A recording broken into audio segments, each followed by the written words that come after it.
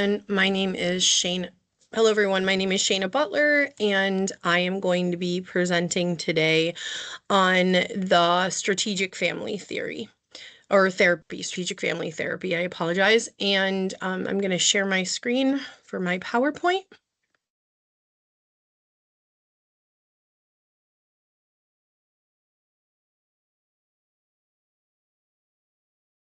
All right.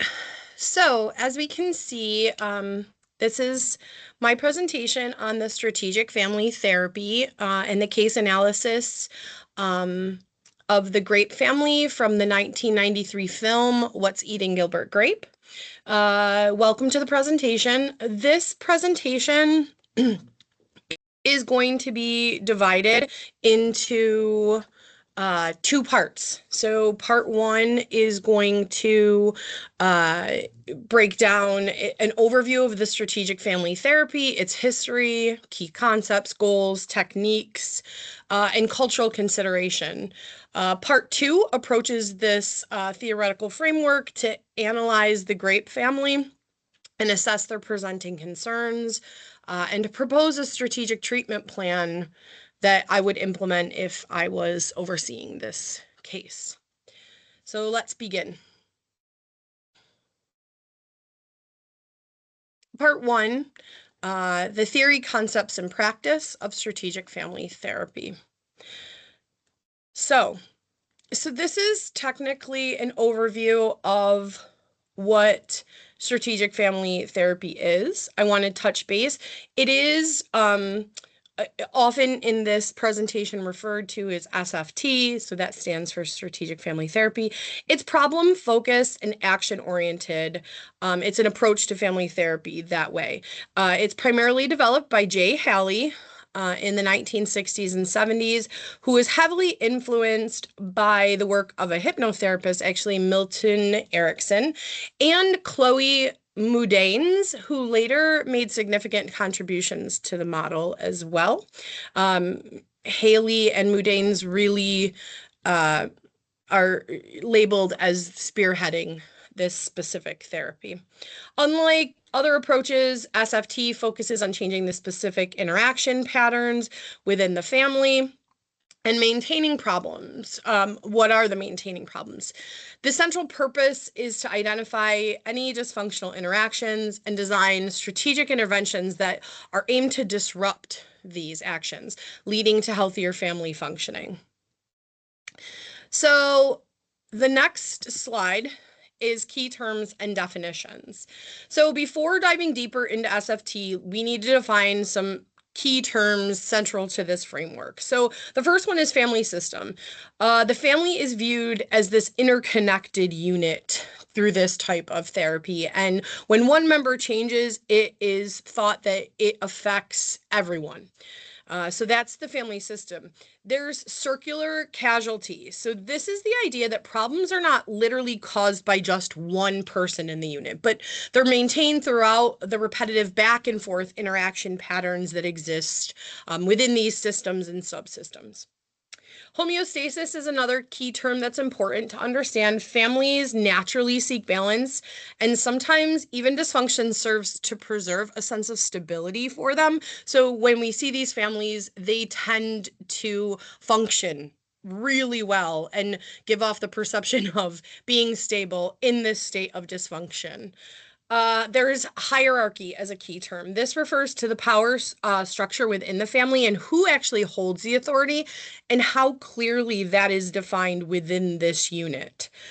Symptoms in strategic family therapy, a symptom is not just the problem within the individual, but it serves as a function within the family system. Right? So the system isn't just one personal trait that somebody's bringing to the table. It's the function that that trait provides for the whole entire family. And then there's strategic intervention. And this is the deliberate intervention designed or directive that the therapist hands to the family that is designed to interrupt this problematic patterns, these dysfunctional behaviors within the family. My next slide is core tenets of strategic family therapy. So there are really 5 core tenets that define strategic family therapy. Number 1 is interaction-based problems. So the symptom does not belong solely to the one identified person like we talked about before. It lives in the patterns of relationships developed within this family unit. Number 2 is present focused. We are spending time rather than exploring childhood history. We're talking about in strategic family therapy what's happening right now in the family's interaction. We understand as social workers or therapists or counselors that childhood plays a history, but we're not focusing on it. We're really looking at the here and now.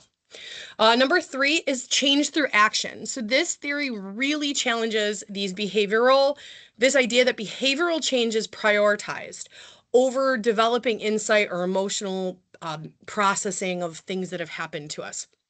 Understanding uh, understanding all this, it's not required for you to understand it, but it really does help you to follow the breaking of these patterns. And then it's therapist directed. So like, unlike some other models or therapies, this therapy and therapists that work through this strategic family therapy, it's designed and assigns specific tasks for the therapist to work through with the family. So we're not offering insight into how they could change. We're giving them actual directives and, for a better term, homework that they need to practice in order to break these cycles. And the therapist is really the active change agent. Hierarchy matters as my 5th core tenet. It's clear and functional leadership within the family, and that's essential to healthy functioning. So identifying where the hierarchy is, identifying who has this hierarchy, and making it known through the whole unit that there is a functional leader there or a few leaders that step forward.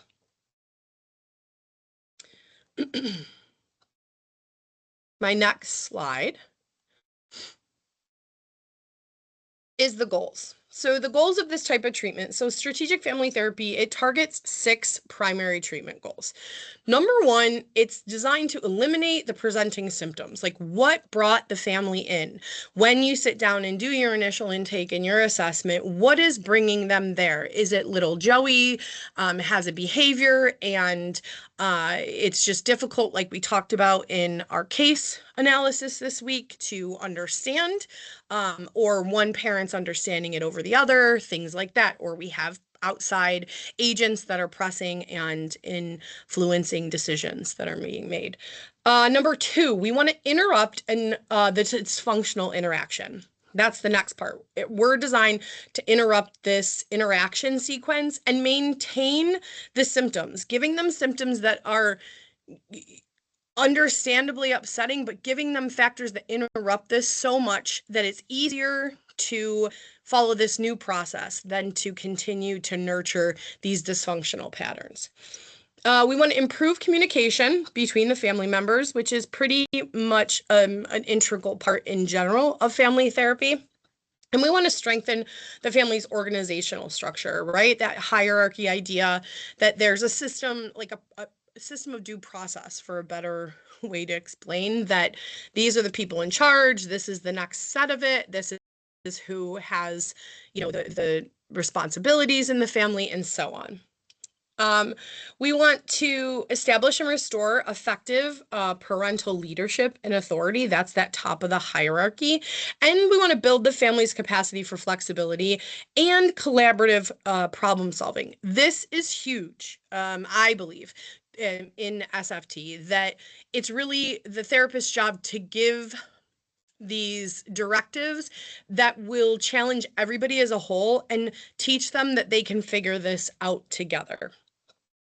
The overarching desired outcome is that the family learns to really operate in healthier ways without needing the systems that they had before, the dysfunctional ones, to maintain equilibrium, because I know we had talked about that this dysfunction becomes the norm, right? So we want to interrupt that in a healthy way.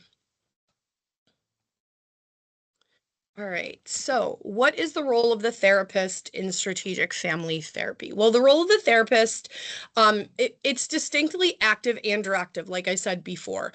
It's a significant departure from non-directive or person-centered models, right? We're taking a little bit of the control from the family and helping them redesign what they think.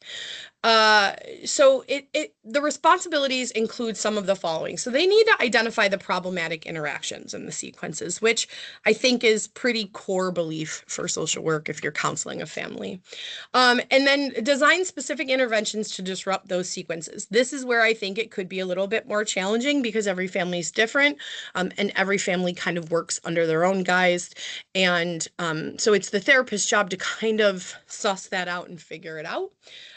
We want to assign behavioral directives between sessions. So that idea, like I said earlier, we're going to give them some homework to do, and we want them to complete that task by the time they come back.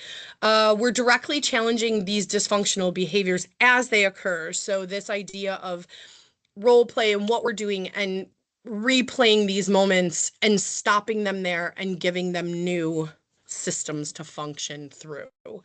We're restructuring the family hierarchy if there's a need to do that. And we're carefully monitoring how the family responds to each intervention. Does this intervention work? Is it helpful? Is it producing what we're hoping for? It's actually a very reflective role. It's not passive at all. We're not sitting back and just listening. This type of therapist is a change agent who takes strategic action to shift the family system. My next slide is clinical techniques and interventions. So the strategic family therapy uses a specific set of clinical techniques to intervene in dysfunctional family patterns. So number one, we use directives, right? Behavioral assignments given to the family members to complete between sessions. This is the primary tool of strategic family intervention. Um, give directives, give them to them even when they're not actually in the session with you. We need to work with them on reframing, changing the family's interpretation of the behavior. What is it? What does it look like? Where does it come from? What are the triggers? How you take that in, how you're perceiving that. For example, a child's misbehavior might be reframed as an attempt to bring the parents together, right? Or to get attention, or that they're acting out for other reasons. We also have this paradoxical interventions, and that's the idea of prescribing the very symptom the family wants to eliminate, right? So accentuating that in order to remove it. So this disrupts the pattern by removing the resistance because it becomes accepted. Ordeals, so tasks that make the symptoms more costly than change effective, right? This is that idea I talked about earlier. It's easier to work with what the therapist is giving you than actually go back to your own ways and behaviors because it's a simpler method and it becomes efficient. If a client can't sleep, they might be told to scrub the floor each time they wake up at night, right? So they start getting that idea of, this is not fun. This is not working. I need to stay in bed. I need to reprogram my brain to fall back asleep. Pretend technique too. Family members act as if the problem were gone, rehearsing new relational behaviors, right? So this idea of maybe maybe we practice that this is not an issue, that this behavior is not here in our child, and we just go on with our business, that we're all actually working in this very functional dynamic. And then communication tasks. So structured directives that target dysfunctional communication sequences directly. So like these are given from the therapist directly to the person we're trying to break the behavior with. We want you to blank. I need you to try blank. Cultural considerations as part of this therapy. Like any therapeutic model, SFT comes with both cultural strengths and challenges, and I wanted to note both. So strengths is that SFT, it's really flexible enough to be adapted across diverse family structures and cultural contexts, and it can be tailored to honor cultural values while still trying to break up this dysfunctional pattern. And it focuses on the family's strength and resilience, right? Like what we're doing to build and move forward. But challenges can be noted, and there are challenges such as the directive or therapist-led style can feel really inappropriate or disrespectful in cultures that emphasize collectivism or like elder authority or indirect communication, right? So if you are part of a family system that values the grandparents' word as, the head honcho, and we challenge that it's the parents of the children that have the hierarchy there, then we definitely continue to have this struggle.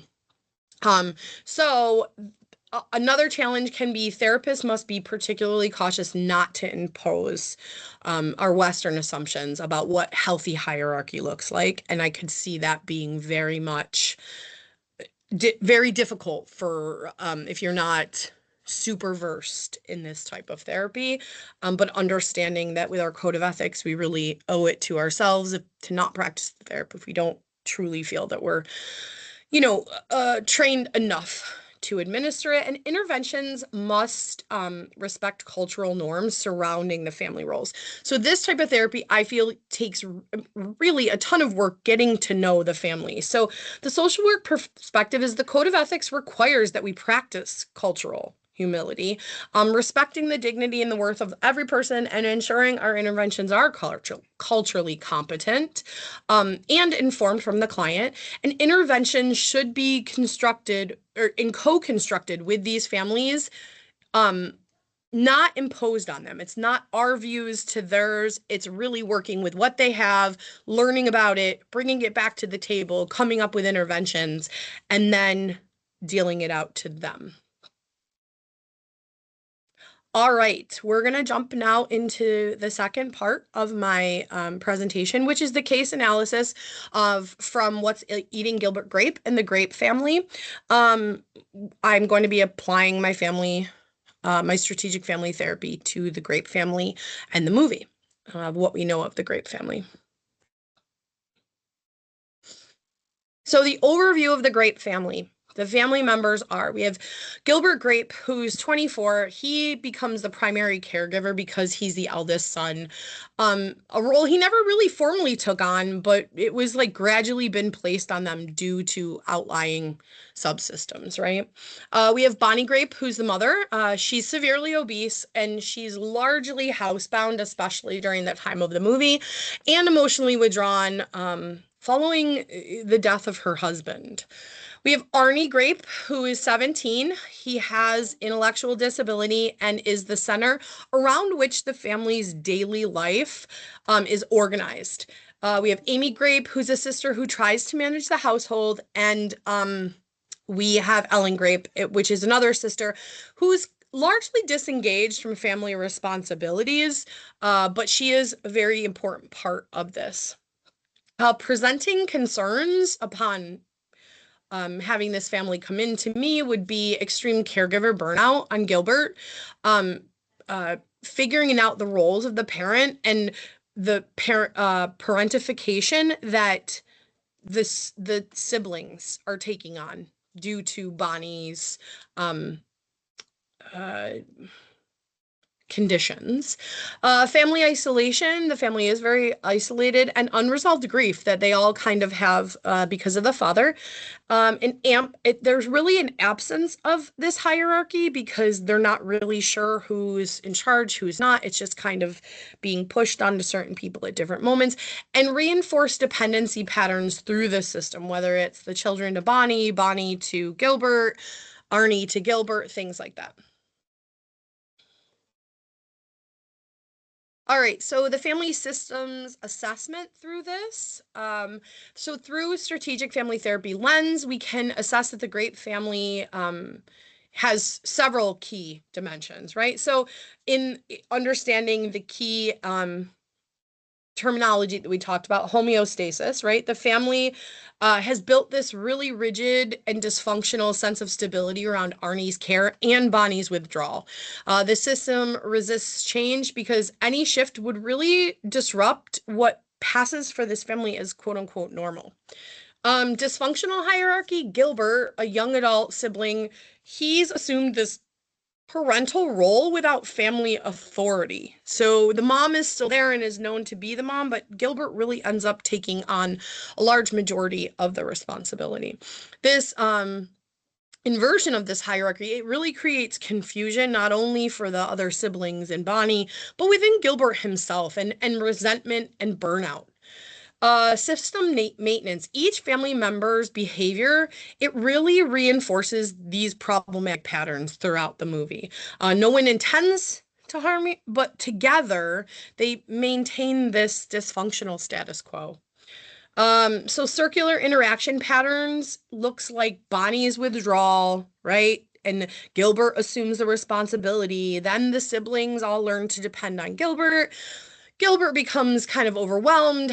The family remains unchanged. And then the cycle just repeats because as the family becomes more and more dysfunctional, Bonnie withdraws more, hence next to Gilbert, and so on. My next slide is strategic conceptualization of the problem.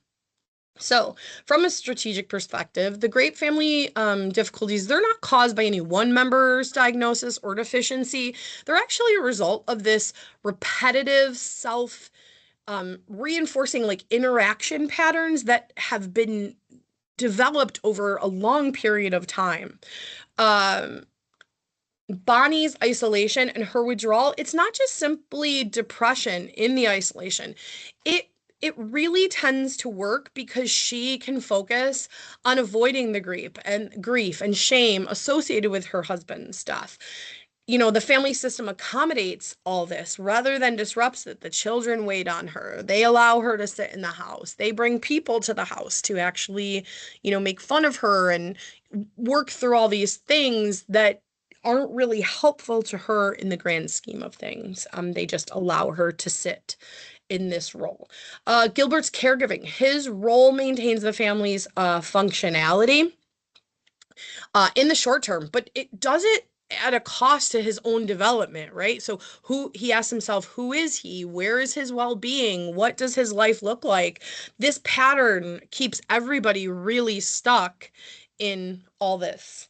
Arnie's overdependency. So Arnie genuinely needs support due to his developmental disability, but the degree of accommodation he receives reinforces this unstable burden on Gilbert. And the strategic takeaway is the problem is it's not really Arnie's disability, it's how the entire family has organized itself around it.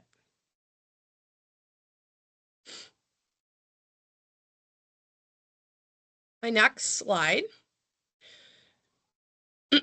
is the family strategic family therapy, sorry, their plan that I would come up with as their therapist. So with this type of assessment completed, right, and I can see that all now, I can begin to outline a treatment plan for the great family. So the treatment goals that I would give this family if I was their therapist.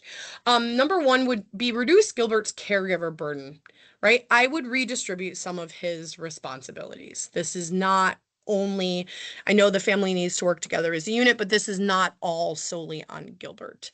I would also work to establish an appropriate family hierarchy, clarifying who holds leadership roles and um, the helping Bonnie to reestablish who she is in the family. I would increase the two daughters' involvement in caregiving because it shouldn't just fall on the one sibling. And I would improve communication patterns across the family and build collaborative problem solving. So my initial interventions right out of the gate would be structured family meetings to open up communication between them because they do not really seem to communicate well. I would redistribute caregiver tasks. I think that's huge out of the gate and something easy that a therapist could work with them on. Behavioral tasks assigned between sessions. I would give them 100% homework or tasks to be worked on before they come back so that they can give me feedback on how it felt and what their reactions were to it and their response. I would also communicate directives targeting specific dysfunctional exchanges, right? So, how does Gilbert talk with the mom? How does when the mom start feeling upset and overwhelmed with her circumstance and maybe her depression or her unresolved feelings? How does she start to speak to the children? How does Gilbert or Arnie treat Gilbert in the long run? How has he learned to talk to him? And I would reinforce adult authority within the system wherever possible, because honestly, these kids need to understand whether they're older in age or not. They need to understand their kids, and they've been forced kind of to grow into this a parental role before they actually should have had to. Strategic interventions applied. So the directive, assign each sibling, Amy Ellen Gilbert, a specific defined caregiving responsibility each week that could rotate regularly so that everybody feels the commitment equally. And this directly distributes the burden that falls particularly on one sibling over the other. I would work on reframing. So Gilbert's visible frustration needs to be reframed, not as like selfishness, right? That, or they see him as selfishness or inability to cope with it, but evidence of his love and dedication that he has to his family, to his brother, to his siblings, to even his father who's passed. This shifts the family's perception of his behavior and really reduces stigma around this struggle.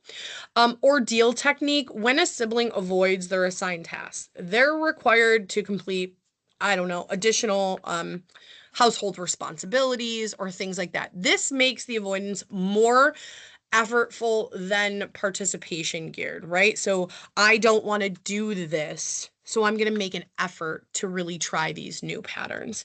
And then pretend technique. The family is asked to spend one full day actually behaving as if caregiving is already equally shared. This is experimental and can shift both behavior and perception of what actually is possible and what they can learn from these sessions. The expected outcomes I would hope to have are improved balance among family members, reduced resentment, greater family flexibility, and healthier relationship boundaries. The next slide is strategic or strengths and limitations of this type of therapy with the grape family.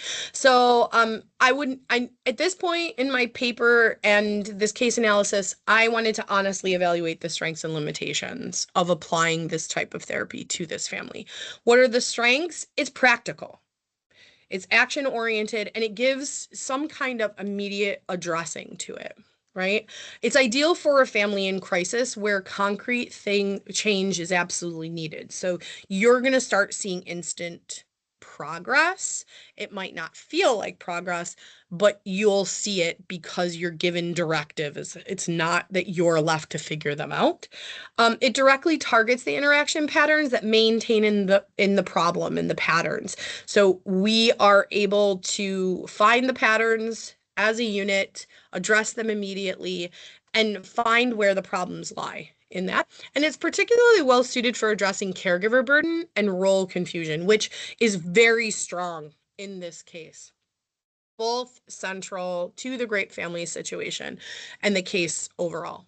Where could the limitations be? Well, this type of therapy has limited capacity to address grief and unresolved trauma, which I do believe that they all have to a certain extent, and it is present in the family.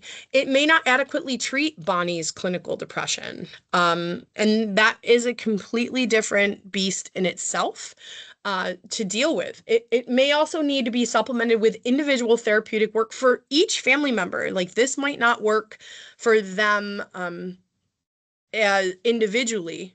That would be something different and a different therapy model that I would work through with them. But as a unit, this one would tend to work.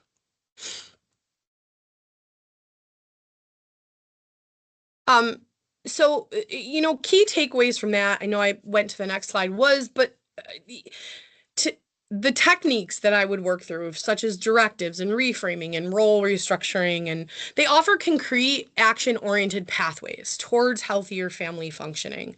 It's the circular interaction patterns that keep this family really stuck where they are, but they can be interrupted through this deliberate strategic work. So conclusion, this strategic family therapy provides a meaningful and acceptable lens for understanding the challenges faced by the Grape family. I feel it could be the most effective approach for this family. As it has structural and strategic interventions with trauma-informed practice on top of it, of course, but it has strength-based framework, and it complements and combines the family's resilience while also addressing their unmet emotional and psychological needs. And it lends to this circular interaction pattern that keeps this family stuck. And for the Grape family specifically, integrating strategic family therapy with grief counseling and trauma-informed care would likely produce really the most comprehensive and lasting outcomes for this family.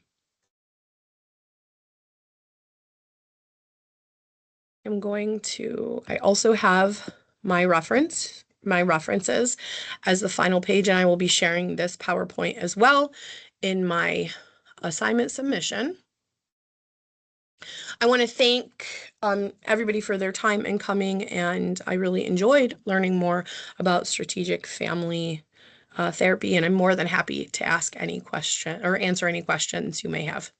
Thank you so much for your time, and I can't wait to see everybody's presentations.